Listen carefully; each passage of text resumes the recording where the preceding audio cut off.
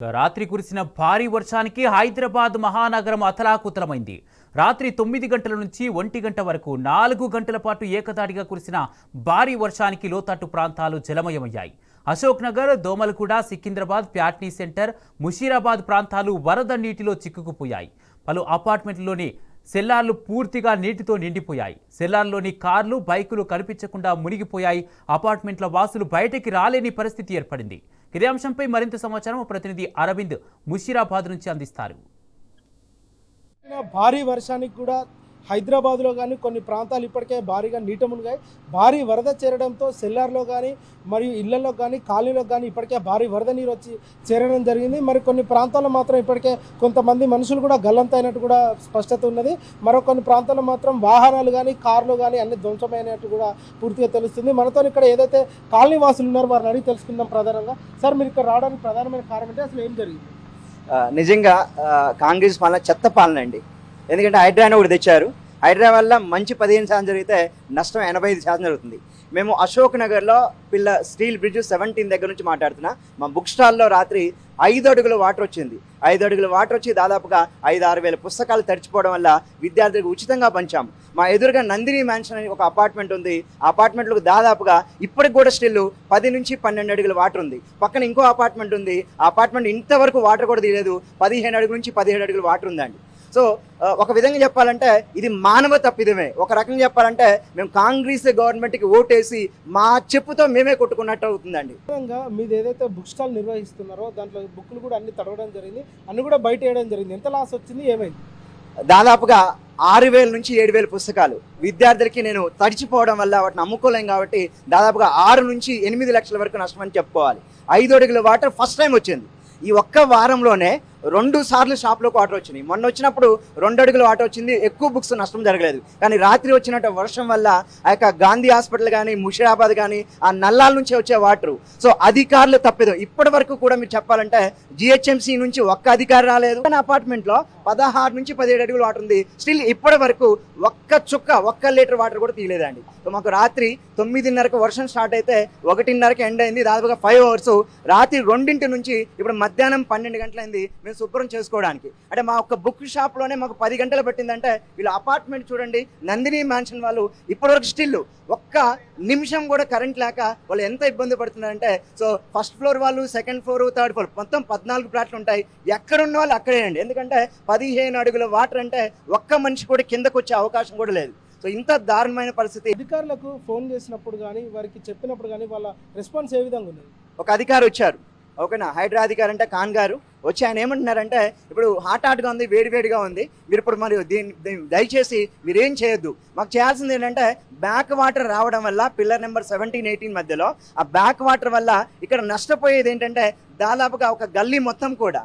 So అధికారులు ఏం చేస్తున్నారంటే, సో అశోక్ నల్లా దగ్గర గోడలు కట్టించారు. కానీ గోడలు కట్టడం వల్ల సో ఈ యొక్క సందుల్లోంచి వచ్చే వాటరు ఆ గోడల్లో చిన్న చిన్న హోల్స్ పెట్టడం వల్ల వాటిలోకి పోవడం వల్ల ఈ ముషీరాబాద్ కాలనీ కాడ నుంచి దాదాపుగా పిల్లర్ నెంబర్ 17 స్టీల్ బ్రిడ్జ్ వరకు కూడా అక్కడి నుంచి మొదలైన వాటరు దాదాపుగా రాత్రి 2 కార్లు కొట్టుకొని వచ్చినాయి, 10 బైకులు కొట్టుకొని వచ్చినాయి, 2 మనుషులు కూడా కొట్టుకొని వచ్చారు. నిజంగా ఇప్పటి వరకు కూడా ఆ ఇద్దరు సో విద్యార్థుల మరి ఎవరైనా వేరే కాలనీ వాళ్ళో తెలియట్లేదు. ఇంతవరకు వాళ్ళు సో వాళ్ళ యొక్క జాడ కూడా లేదు. ఇది మానవ తప్పిదం అండి. ఇది ఖచ్చితంగా హైడ్రా అధికారులు, జిహెచ్ఎంసీ అధికారులు ఒక అధికారి వచ్చి ఇక్కడ ఏం నష్టం జరుగుతుంది అసలు ఏంటని చెప్పి పట్టించుకున్న వాళ్ళకి లేవు. ఇంకొకసారి మీరు కాంగ్రెస్ ప్రభుత్వం వచ్చి ఓటేయమని అడిగితే చెప్పు తీసుకోమని చెప్తున్నా. అశోక్ నగర్లో సో బీఆర్ఎస్ ప్రభుత్వం ఉన్నప్పుడు 2023 వరకు కూడా ఎలక్షన్ జరగకముందు కూడా కలకల్లాడేదండి.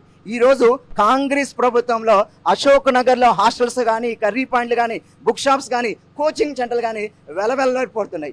Only because of the Congress పాలన. ఇది నిజంగా చెప్పాలంటే చెత్త పాలన అని చెప్తున్నానండి. ఇంకొకసారి మీకు సో ఓటేస్తే మాత్రం చెప్పు తీసుకొని కొట్టమని మా యొక్క విద్యార్థుల్ని, నిరుద్యోగులు అందరినీ కూడా నేను కోరుతున్నా. 2%తో మీరు గెలిచారు, అది కూడా ఓన్లీ నిరుద్యోగులతో గెలిచారు.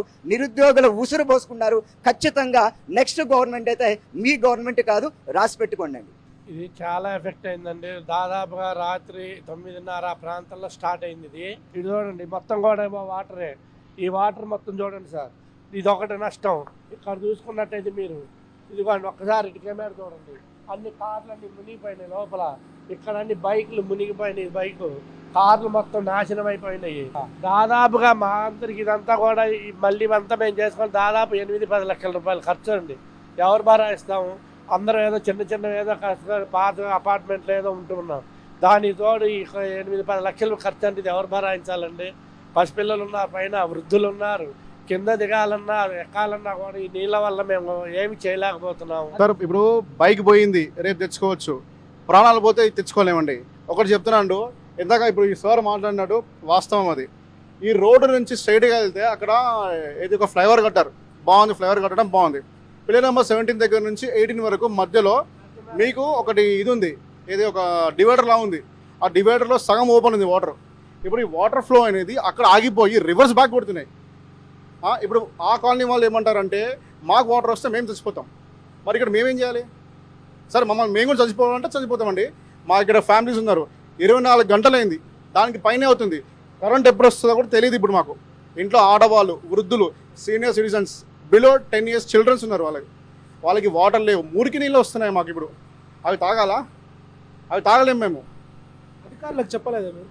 చెప్పాం సార్. చెప్తా అంటే వాళ్ళు ఏమంటారు, ఉల్టా మాకే అంటున్నారు. వాళ్ళు సెల్లార్ ఎందుకు పెట్టుకున్నారు? వితిన్ 10 నిమిషాల్లో ఫస్ట్ ఫ్లోర్ వరకు, మీరు ఇక్కడ చూస్తున్నారా, ఇది మా ఫస్ట్ ఫ్లోర్ గ్రౌండ్. ఇది అంతవరకు మొత్తం వాటర్ వచ్చేసాయి.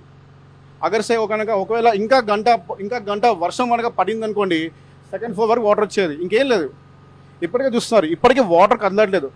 3 మెషిన్లు వచ్చాయి, డీజిల్ అయిపోయింది, అయినా ఇంకా మెషిన్లు వస్తూనే ఉన్నాయి, వాటర్ మాత్రం తగ్గట్లేదు.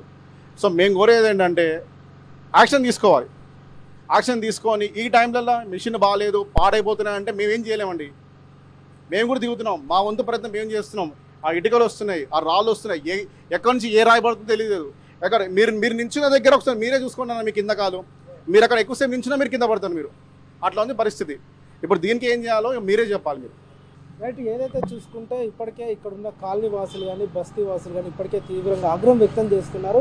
కాలనీ వరద నీరు వచ్చినప్పుడు ప్రభుత్వం కూడా మాకు ఎలాంటి హెచ్చరిక లేదు, జీహెచ్ఎంసీ హెచ్చరిక లేదు, అటు హైడ్రా కూడా హెచ్చరించలేదు. అసలు కొంతమంది ఈ వరదకు 2-3 మనుషులు కూడా కొట్టుకొచ్చారు. కానీ అసలు వాళ్ళు ఎక్కడ వాళ్ళ ఏరు వాళ్ళ అని కూడా ఇప్పటికే తీవ్రంగా ఆందోళన వ్యక్తం అవుతుంది. ప్రధానంగా చూసుకుంటే అశోక్ నగర్లో విద్యార్థులు కానీ నిరుద్యోగులు కానీ అందరూ ఎక్కువ చదివే అవకాశాలు ఉంటాయి. ఇక్కడ వాళ్ళకి ప్రధానంగా ఇక్కడ బుక్ స్టాల్స్ ఉన్న బుక్స్ కూడా తడిచిపోవడంతో ఇప్పటికీ ఒక్కొక్క షాప్ యాజమాన్యానికి 5 నుండి 6 లక్షల లాస్ వచ్చిందని కూడా ఇప్పటికే వాళ్ళు కూడా వాపోతున్నారు. ఏదైనా తక్షణమే ప్రభుత్వం చర్యలు తీసుకొని మాకు త్వరితగతిన సహాయక చర్యలు కూడా కావాలి. మాకు పవర్ కూడా మాకు రావట్లేదు, కనీసం త్రాగునీరు ఫుడ్ కూడా మాకు ఇబ్బందిగా ఉన్నదని కూడా ఇప్పటికే వాళ్ళు ఆవేదన వ్యక్తం చేస్తున్నారు. వీడియో జర్నలిస్ట్ మధుతో అరవింద్, టీ న్యూస్, హైదరాబాద్.